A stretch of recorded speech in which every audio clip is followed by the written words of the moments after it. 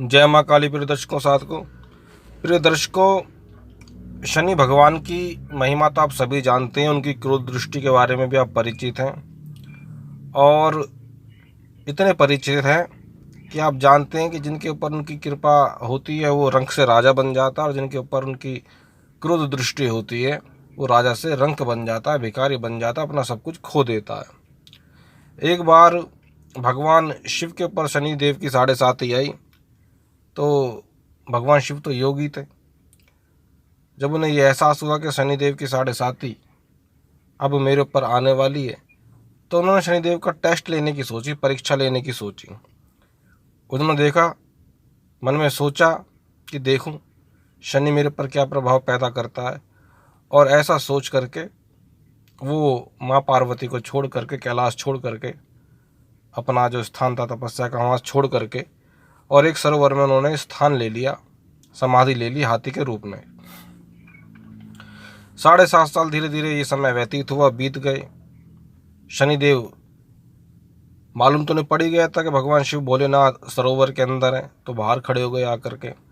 और जब 7.5 साल बीत गए और वापस जाने लगे, तभी भगवान शिव सरोवर से निकले और बोले कि शनिदेव जरा ठहरिए। शनिदेव रुके और पीछे मुड़ करके उन्होंने महादेव को प्रणाम किया। उन्होंने कहा, कहिए महादेव। महादेव बोले कि मुझे ये बताओ कि तुम्हारे 7.5 के बारे में इतना बोलते हैं कि ऐसा हो जाता है, वैसा हो जाता है, अनिष्ट हो जाता है, सब तहस नहस हो जाता है। ये 7.5 तो मेरे ऊपर भी आई थी, पर मुझे तो कुछ विशेष इसमें ऐसा कष्ट महसूस नहीं हुआ। तो शनिदेव बोले कि महादेव, आप महादेव हैं, भगवान हैं, लेकिन आप तो योगी हैं, समाधि की अवस्था में। ये सत्य है कि जो व्यक्ति वैराग्य की भावना से भरा हुआ होगा, समाधिस्थ अवस्था को प्राप्त होगा, या समाधिस्थ अवस्था को प्राप्त नहीं भी हुआ, वैराग्य की भावना से भरा हुआ भी हुआ, योगी हुआ, तो उसके ऊपर तो मैं क्या प्रभाव पैदा करूंगा। लेकिन बात रही भौतिकता की, तो आप सोचिए कि जैसे ही मेरी 7.5 आपके ऊपर प्रारंभ हुई, आपने तुरंत सोचा कि मुझे कैलाश पर्वत छोड़ देना चाहिए, मैं ज़रा देखूं कि शनि मेरे ऊपर क्या प्रभाव पैदा करता है। ये मेरी ही दृष्टि के कारण ऐसा आपने सोचा था, और आपने कैलाश पर्वत छोड़ भी दिया, यानी घर छोड़ दिया अपना। तो मेरी दृष्टि की वजह से आपको अपना घर भी छोड़ना पड़ा, माँ पार्वती को भी छोड़ना पड़ा। ये नंदी, ये सभी जो आपके अनुचर यहाँ पे रहते हैं, ये सभी गण रहते हैं यहाँ पे, भूत प्रेत आदि रहते हैं, साधु संत रहते हैं, इन सभी तपस्वियों को भी छोड़ना पड़ा। और 7.5 साल तक ये आपके वियोग को सहते रहे। यहाँ तक कि मेरी दृष्टि की वजह से आपको अपने रूप को त्याग करके, कि मैं आपको पहचान ना लूँ, हाथी का रूप धारण करना पड़ा और समाधि लेनी पड़ी, वो भी सरोवर के भीतर जाके। तो एक प्रकार से सब कुछ खो तो दिया था आपने, अपना घर, अपना परिवार, अपनी पत्नी, अपने यारे प्यारे, अपना रूप तक भी खो दिया था। पर फर्क इसलिए नहीं पड़ा कि आप योगी हैं। और यही अगर कोई आम व्यक्ति के ऊपर मेरी दृष्टि होती और वो इसी प्रकार अपना घर, परिवार, मकान, दुकान सब खो देता, पत्नी खो देता और रूप से कुरूप हो जाता, तो वहाँ तबाही मच जाती, वहाँ बदनामी हो जाती मेरी।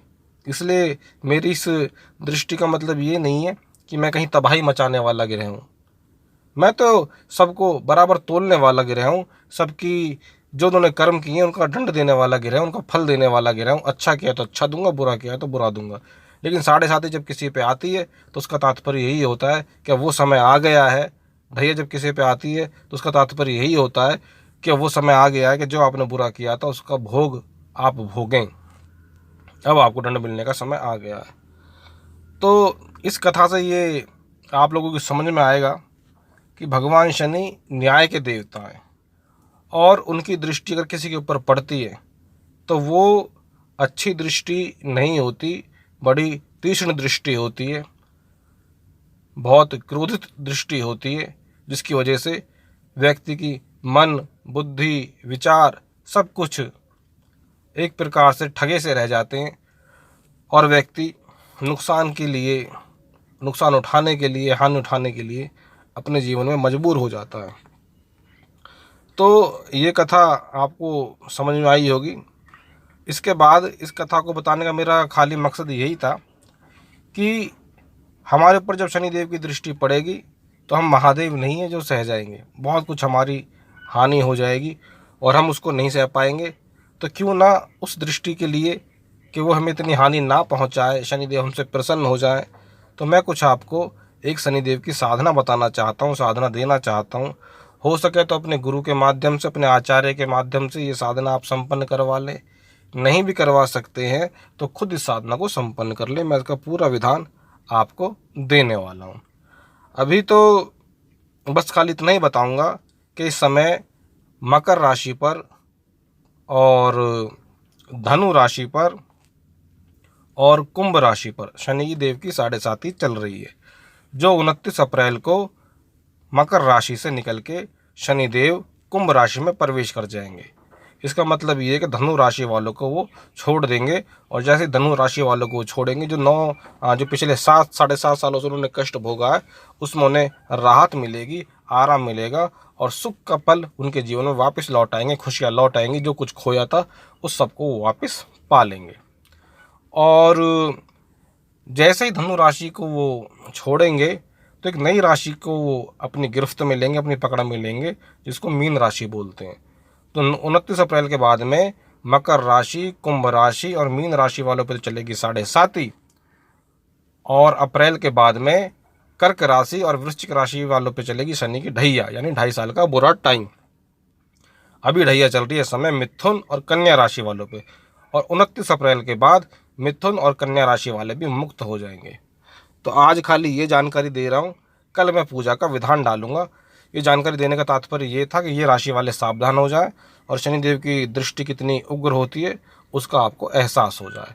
जब यहाँ पे भगवान शनि की दृष्टि की बात चली रही है तो मैं तो ये आपको बता दूं कि इसी क्षेत्र का हूँ मैं तो, और कोई ना कोई शनि से पीड़ित व्यक्ति मुझसे टकराता भी रहता है। अभी हाल ही घटना है कि 2 भाई, एक का नाम काकुल, एक का नाम सागर, काकुल की मिथुन राशि और सागर की कुंभ राशि। इसका मतलब ये हुआ कि दोनों ढैया और 7.5 की चपेट में चल रहे थे शनिदेव की में। और अभी कोई 4 से 6 महीने पहले उन्होंने प्लान बनाया कि हम एक मकान बनाएंगे। अब मकान बनाने का प्लान तो बना लिया और दोनों शनि की ढैया और 7.5 की चपेट में भी चल रहे थे, लेकिन शांति शनिदेव की करी नहीं। और जब शांति नहीं करी, मकान उन्होंने बनाना चालू किया, तो करीब जब 2-1 महीने काम करते करते हो गए और पहली मंजिल गिर गई, मतलब बन गई, तो ऊपर काम चल रहा था दूसरी मंजिल पे, वहीं से लाइट का तार जा रहा था 11,000 का, लेबर काम कर रही थी। तो गलती से बारिश का कुछ मौसम में भी, ये ठंड में जब बारिश कुछ मौसम सा हुआ था, कुछ ऐसा हुआ करंट उतर के आ गया और लेबर को करंट लग गया, जिससे कि एक लेबर की मौत हो गई। तो पूरे गांव में बहुत बदनामी हुई कि ऐसा मकान बनाया मनुष्यों ने कि एक आदमी को ही खा गए। खैर, जैसे तैसे पैसे वैसे दे के उस लेबर से उन्होंने समझौता परिवार से किया और दोबारा काम चलाया। हालांकि दोनों भाई टूट गए थे उस हादसे के बाद में, और जब दोबारा काम चलाया तो कोई 15-20 दिन बाद काम चलता रहा। उसके बाद फिर यह हुआ कि सरिया डल रहा था और सरिया को एक लेबर सीधा कर रहा था, और सीधा करते करते जो ऊपर 11,000 की लाइट जा रही थी उसमें फिर से गलती से टच हो गया, और टच हो गया तो वो भी वहीं ऑन द स्पॉट वहीं ख़त्म हो गया। अब इस हादसे को दोनों भाई वो झेल नहीं पाए और उस मकान को मनुष्य घोषित करके और चिनाई बंद करवा दी, और ये चाहते हैं किसी भी तरह वो मकान बिक जाए, बस अब हमें कुछ नहीं करना इसमें। तो ये क्यों हुआ पता है? ये हुआ कि शनि की दोनों के ऊपर ढैया और 7.5 आदि का प्रभाव चल रहा था, और बिना शांति करे उन्होंने इस कार्य को चालू करवा दिया। या तो वो शांति ना भी करवाते तो कम से कम अप्रैल तक, उन्हें 29 अप्रैल तक रुक जाना चाहिए था कि जब भी 7.5 खत्म हो जाएगी, ढैया खत्म हो जाएगी, हम तब अच्छे समय में इसका प्रारंभ करेंगे। लेकिन गलती से जल्दी प्रारंभ करने की वजह से ये हादसा उनके साथ हो गया। तो आशा है आपको ये बात समझ में आई होगी, और कितनी गंभीर ये जानकारी मैं आपको दे रहा हूँ शनि की 7.5 ढैया संबंधित, इसके महत्व को भी आप समझ पाए होंगे। अब इसका पूजन विधान मैं आपको अगली वीडियो में बताऊँगा। जय माँ काली।